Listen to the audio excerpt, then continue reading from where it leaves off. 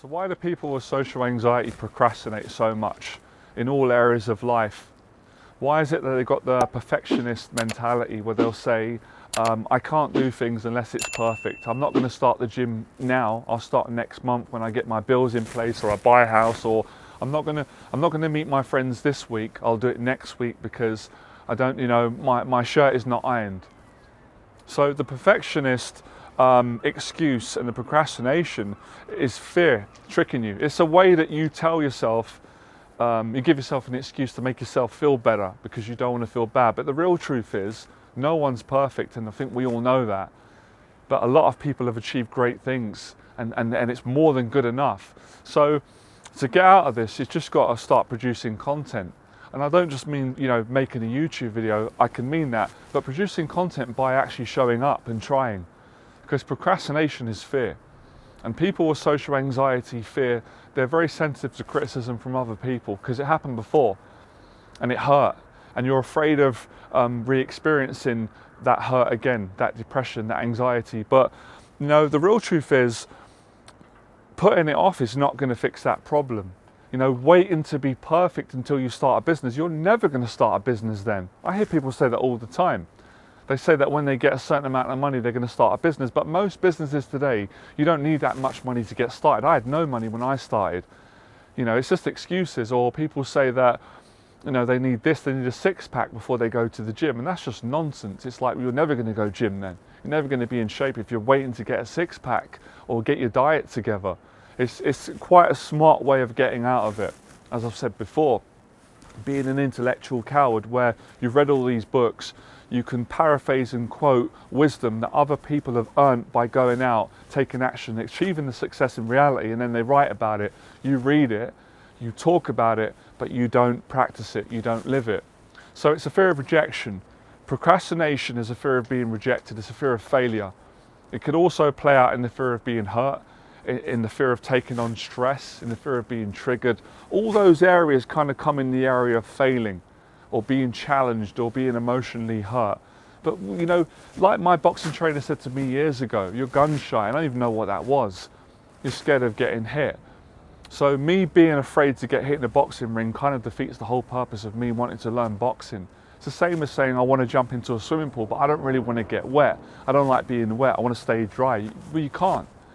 You can't. Of course, in boxing, you learn to defend yourself and you want to take as least hits as possible, but you're going to get hit. And when I realized what a coward I was being, and I kept saying, I'm going to spar, but not now, next week. I don't feel right today. I haven't got the energy. It's all excuses. Because next week came, it was the same. You just got to jump in. So to overcome social anxiety, it's better just to jump in and talk to people.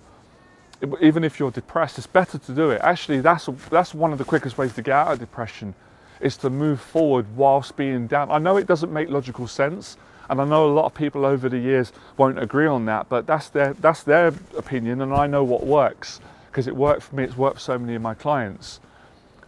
Talking to people when you're depressed is much better than being isolated on your own.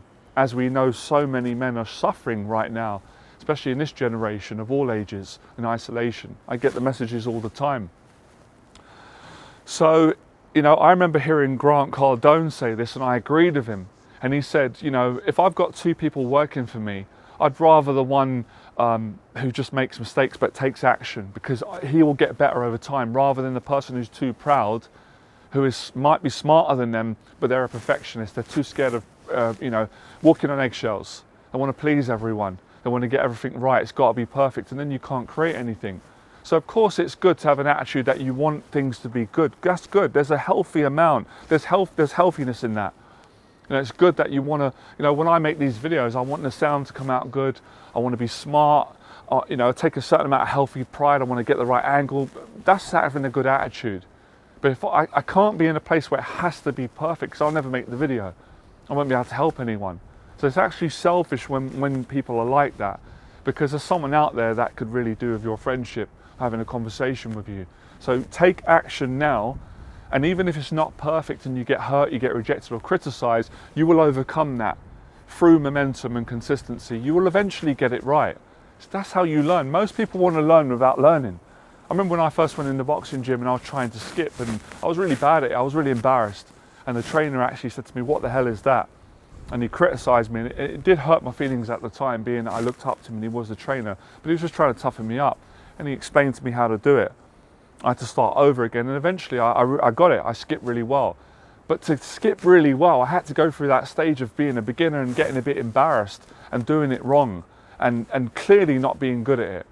But a lot of people are too proud, they don't want to go through that. So the same way with social anxiety and moving forward in any area of your life, today we're talking about social anxiety. So yeah, as I was saying with social anxiety, you just got to keep socializing. And if you get awkward and you get nervous, you just got to keep socializing basically. That's the answer. And eventually you'll get past the fears, you'll get confident. And I've said it before, with my experience, I got awkward many times on first dates, on job interviews, with public speaking, around family, friends, new people going into shops. So I got awkward thousands of times, but I never gave up. I just kept socializing, I kept practicing, and eventually I got really good at it. I got really confident, and then you don't really care about the failures because you're successful. You actually appreciate them, and you realize that you couldn't have got the success, you couldn't have got the social confidence without the failures, without the mishaps, without the stuttering, and the inability to hold eye contact, and the nervousness, and not asserting yourself, and closing down, and not being able to express all those insecurities, all those symptoms of anxiety, all the feelings that nobody wants to feel. You've got to go through those things, and you've got to grow beyond them and get stronger. So being a perfectionist and procrastinating, all you're doing is you're just delaying your success.